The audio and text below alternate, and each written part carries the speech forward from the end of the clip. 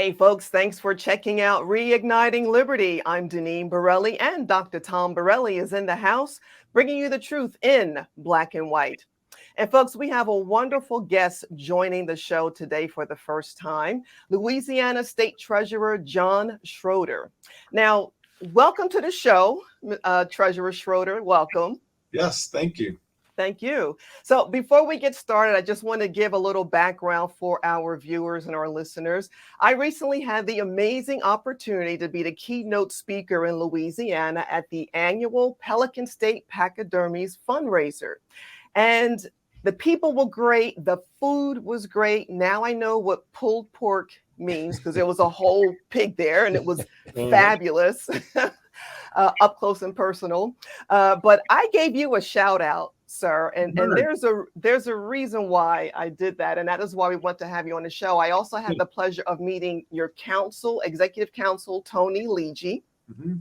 Now, he said you were scheduled to be there, but you had a call to be on Tucker Carlson's show. So you're excused for not coming to see me speak. Tucker overruled, but I waited for almost an hour. If I would have known it was going to take that long, I could have dropped in to meet you and say hello, but that's the way it worked out. Oh, well, we get to meet here. So thank you so much. We get that. So we wanted to get into ESG, environmental social governance. Now, I mentioned you because you happen to pull Louisiana's funds from BlackRock, which is a huge investment management company.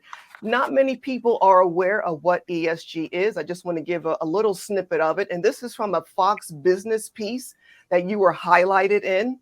And they wrote ESG is the chief pillar of the ESG movement is to utilize publicly traded funds to incentivize a net zero transition from fossil fuels to clean energy alternatives like wind and solar.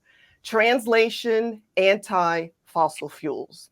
So please tell our viewers and listeners why you pulled the state's funds or working on pulling the funds from BlackRock.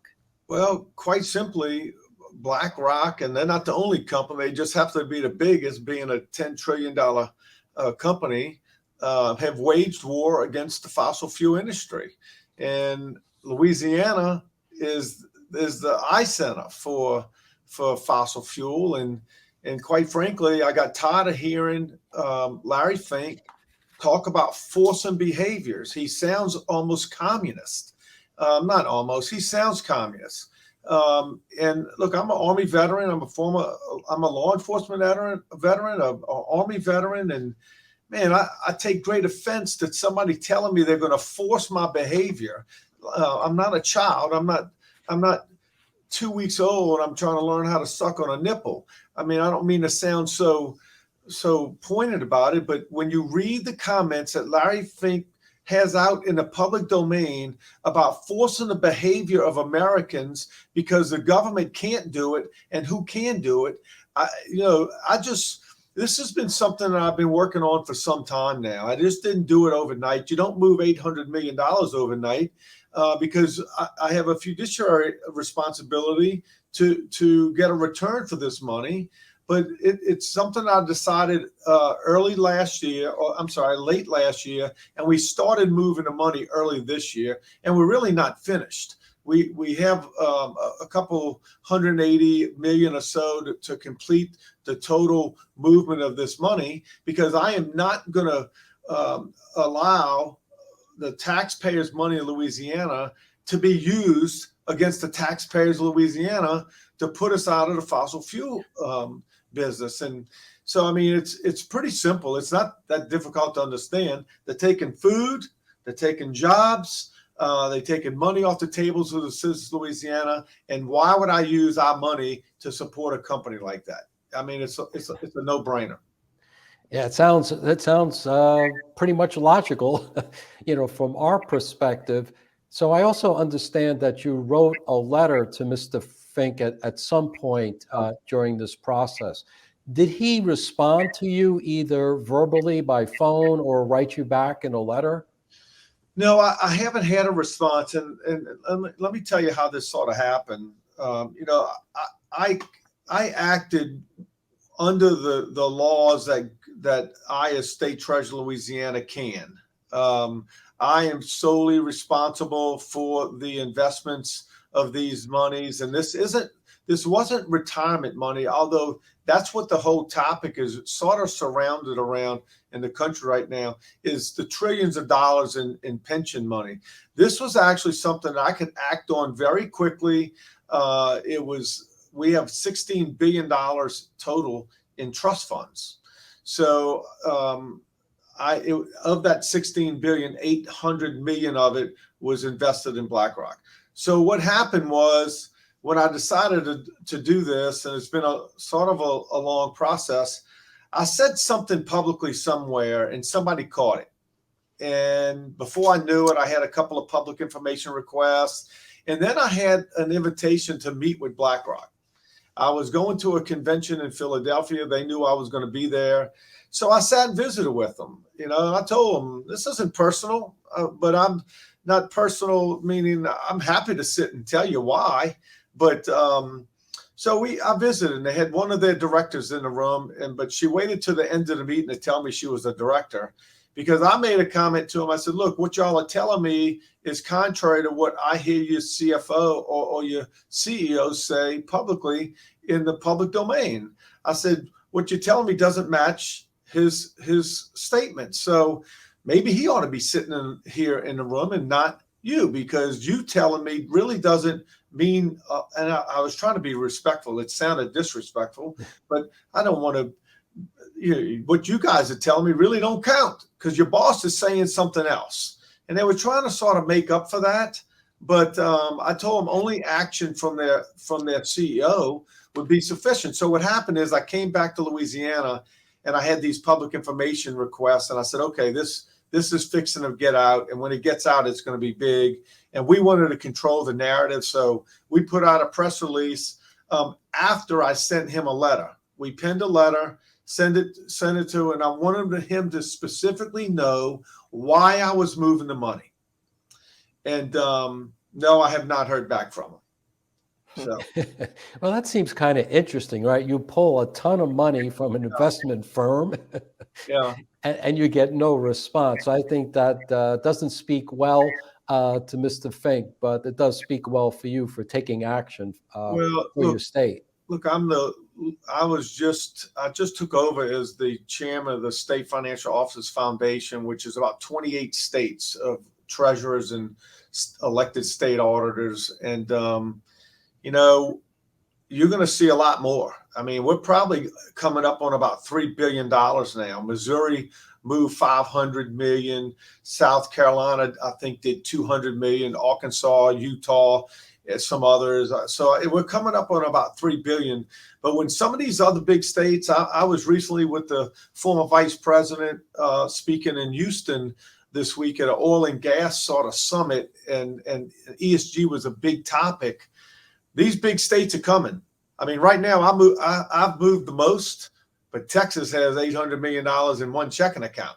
I mean, when Texas starts moving their money, and when North Carolina starts moving their money, and Florida, you're going to see a much bigger impact. So we sort of started, and this isn't a fight, and I tell people this.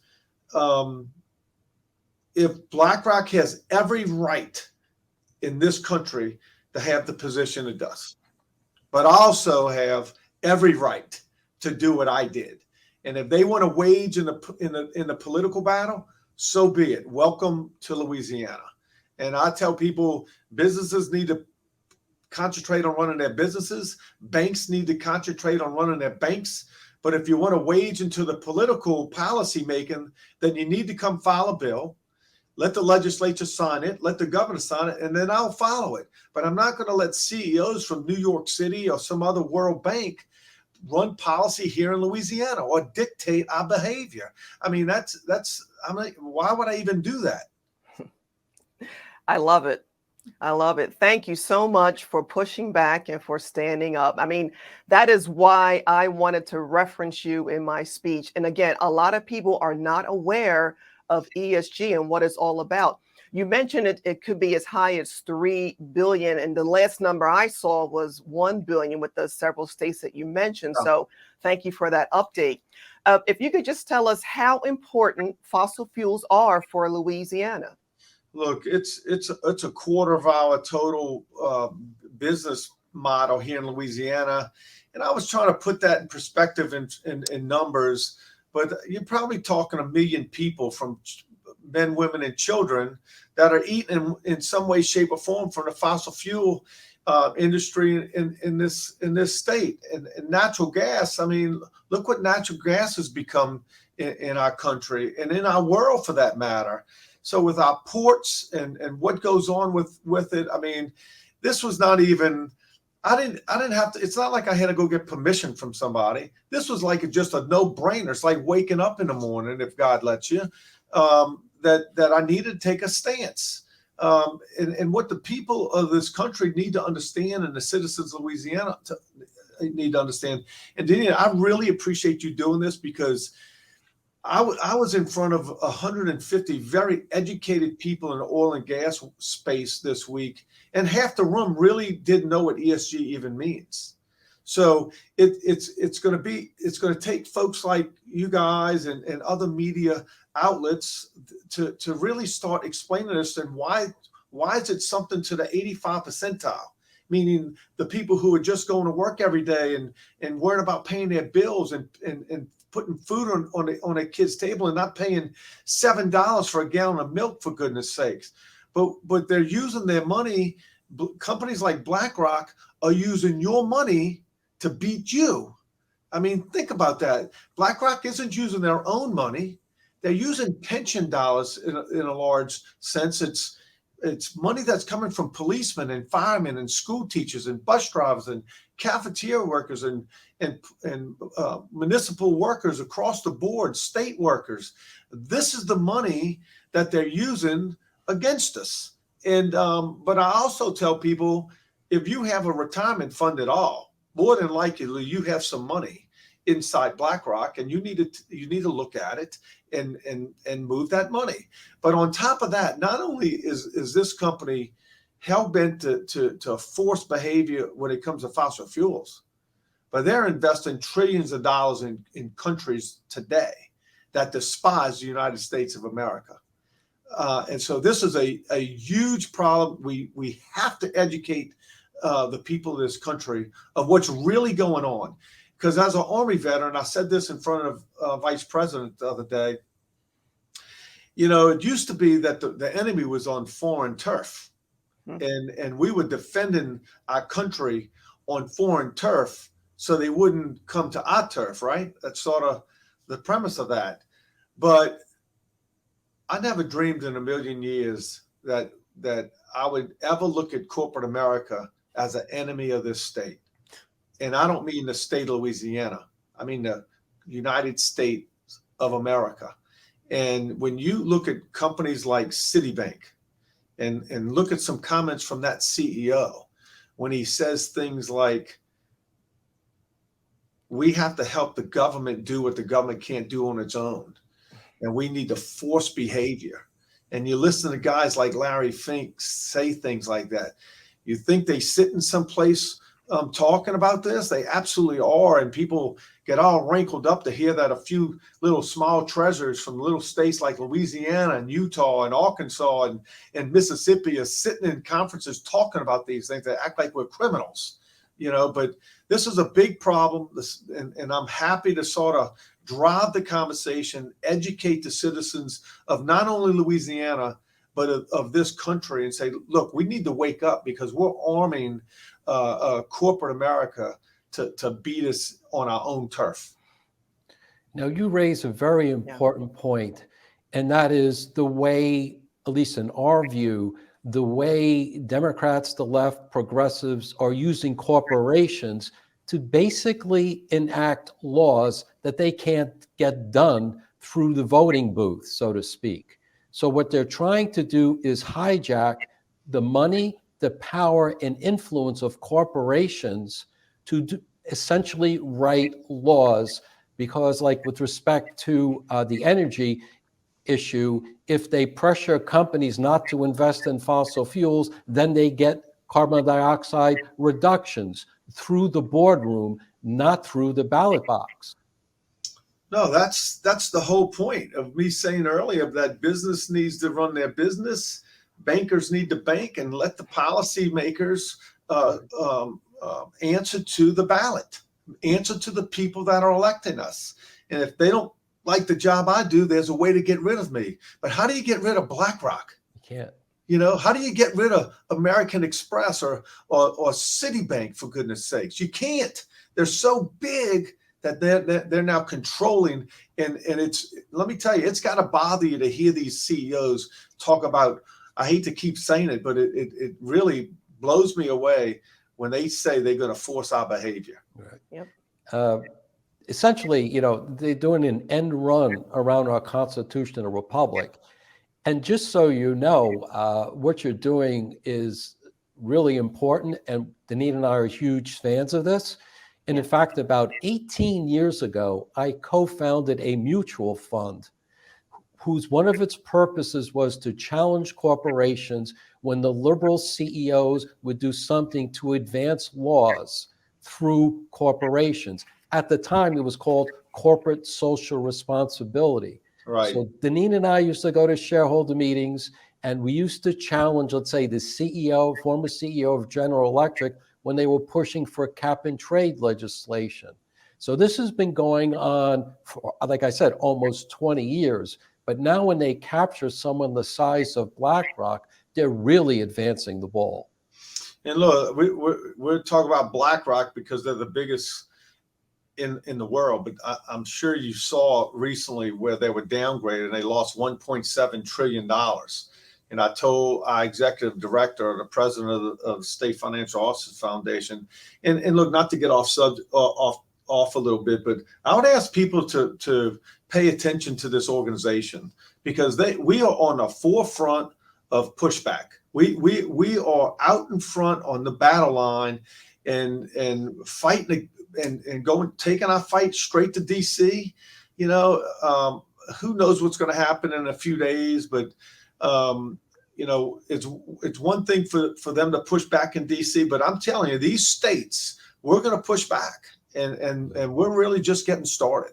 Well, again, it's a great credit to you, because you actually have leverage. You and the other states actually have big money to wage in this debate. When Danine and I were doing it, we were a small mutual fund.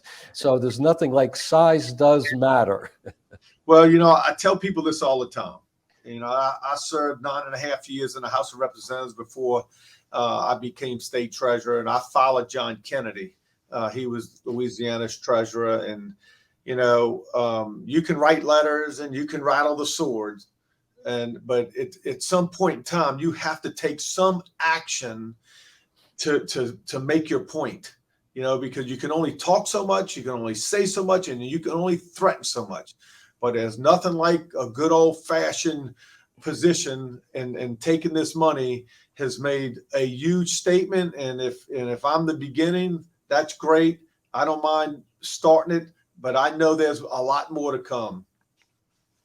No, we totally agree with you on that one. So what is the feedback you're hearing from local politicians or some of the citizens? Any word from them? Yeah, I mean, it's been unbelievable. I mean, I've done more interviews outside the state of Louisiana in the last 2 weeks than I have in my 14 years combined. So wow. It's nice to raise the awareness, but there's battles just fighting. And look, we're fighting. It's David against Goliath. There's no question about that. So, so the feedback's been good. I would tell you that people who are pushing back don't understand it. And I, you know, you can't explain it to every single person, but you know, they're bought into this idea that our plan is going to disappear next week if we don't get out of the fossil fuel business, and that's just simply not true. And there's data that proves that. So overwhelmingly, people have been thankful. And I tell people this all the time in a very humbly way. You don't have to thank me for doing what I'm supposed to do. No different than being when I was a CID agent Army. You don't have to thank me for the service that I gave to this country, because I wanted to do it. I'd do it again tomorrow, and that's just carried through with my mentality here as state treasurer. So I can't wait to see what happens down the road and how we can sort of force policy to back into the I guess the swimming pools that they should be. We should stay in our lanes. I know what my role is as state treasurer. I know what my role is to the citizens of this state. I don't have to answer to BlackRock or any other company like BlackRock. So, but this fight's just starting, y'all. We got big battles to fight with the rating agencies, because they're all buying in. I mean, we have an uphill battle. We need Washington to flip in November so that we can have some folks in Washington on our side, that they're actually turning all of these different entities and agencies into ESG policemen. And look, we may be talking about environment today, but the S and the G are right around the corner. No, absolutely. And when you get into the social issues, I mean, that's just the Pandora's box. I mean, what's Nike going to do? Because what do? They make their sneakers with slave labor, I believe, in China. Yeah. So this is a slippery slope. But of course, if the left's involved, you don't have to expect equal treatment. Nike somehow will get off the hook, but some other company won't. Yeah, Tom, that's a good point. I tell people, they can go off and do all of this stuff, but when we push back, we're somehow the bad guys. I want equal opportunity here. But at the end of the day, this is what this country is made, and why I love this country so much, because I do have the ability to punch back, and that's why this country is what it is. But we have to punch back. We have to stand up and fight and stop talking and go do something. And that's what I'm pushing my colleagues, but understand, you can't move millions and millions and billions of dollars overnight. It takes some time to move those investments. But I suspect you're going to see a lot more come down the pipe, because, as I said, Louisiana is just a small state. But I want to make sure before we finish, and I'm not, that I talk a little bit more about pensions, and because the people who are getting these pension checks, they don't even sit on their own boards. I mean, these pensions are typically run by boardrooms who give up their voting rights, and by design, to these companies, and these companies are using that power of that vote against those boards and those people, or pensioners, as I say sometimes, and they don't really understand it. So we have a lot of work to do to educate the public on how this is happening to us right under our noses. Well, if there's anything Tom and I can do, we will swoop into Louisiana and help you spread that message for sure. Well, thank you. Yeah. So the other thing I wanted to ask, Biden's Labor Department, they finalized a rule to allow investment managers to consider ESG in their investing decisions. How dangerous is this rule?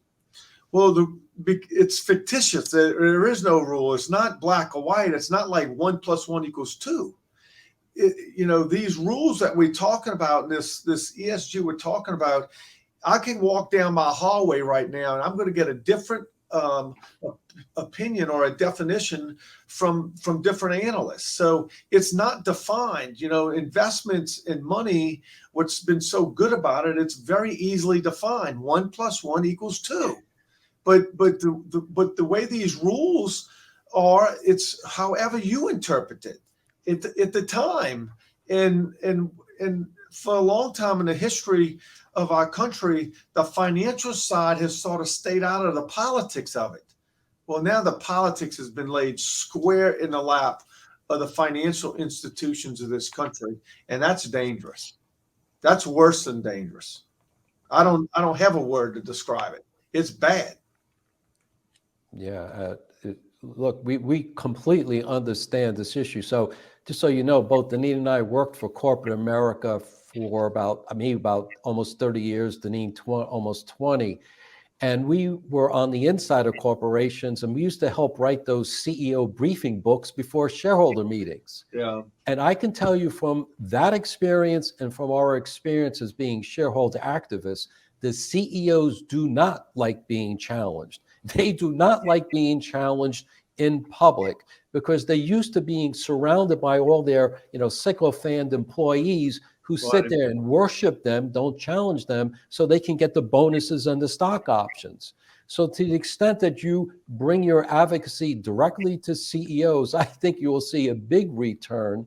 And speaking of that, have you had any response or reaction from CEOs to what your decisions are with respect to pulling funds? Well, I haven't heard from the company that we pulled money from, but I think one of the problems that I see, and I've heard a lot from other companies who would like to see if they could do business with Louisiana. Of course, the states are regulated on where we can invest our monies, right? Right. We can't invest in private funds, so we have some restriction.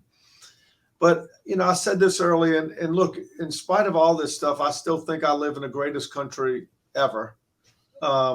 And what being an entrepreneur, what's so great about this country is we have the ability and the freedoms to react and react to the market.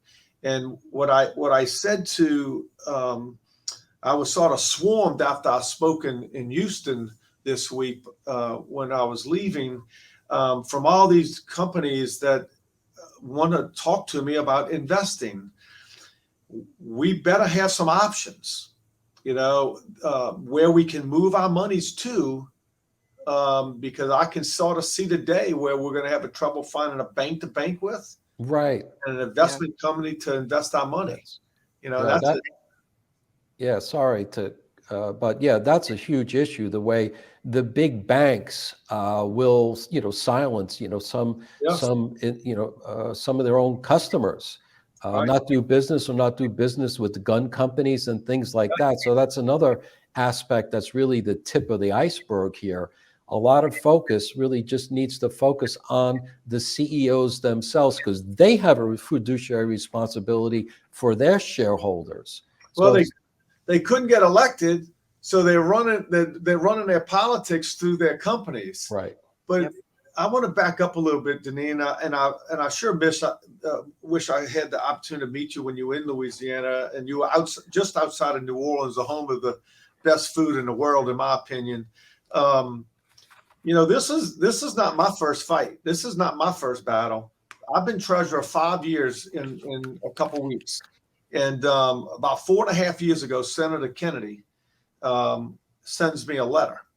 And it was some information on Citibank and Bank of America. And it was just after one of the horrific situations where we had a shooter go in and kill some people. And I forget which one. And as a former law enforcement guy and veteran, I mean, that's horrific. Those are horrific incidents. But Citibank and Bank of America came out very strongly on some gun policies and whether who they would do business with and who they wouldn't. But they also wanted states to enact laws that required you to be 21 to carry a weapon. And being an Army veteran and having been in the infantry when I first got in, I went in as a 21-year-old college graduate. And I was the old man in basic training because most of those kids were either barely 18 or just over 18. And if you don't think there's a difference between 18 and 21, go show up at infantry basic training. Okay. But my point is, our military has, I don't know what the percentage is of kids under 21. And I didn't think I was a kid at 20 and 19, but let's face it, you are. But we're going to send you in harm's way on foreign turf to defend this country. when you come home to Louisiana, you're going to have to give up that right because you got to be 21 to carry a weapon in Louisiana. Uh-uh. Right. So I want to block in both those banks. And then JP Morgan got involved, and JP Morgan's sort of like on my gray list, but we blocked almost $1 billion from those two banks in the last 4 years from doing business with the state through some negotiated deals. And that's something else that we have to work on. We have to have the laws and the flexibility that give us the ability to work with the banks that we want to work with. But it is a concern of mine how big these banks have gotten and how they're dictating everything. Now, I will give Jamie Dimon a little credit, not a little credit. I'll give him credit because I do give credit where credit is due. He did just come out very strongly in defense of the fossil fuel industry. So I give him credit on that. But they're all trying to figure out how to thread the needle, where before they were just wide open running until states like Louisiana and West Virginia and Utah and South Carolina said, wait, enough is enough, ladies and gentlemen. We're not going to let you just kick us in the teeth and tell me I'm going to drive an electric car tomorrow.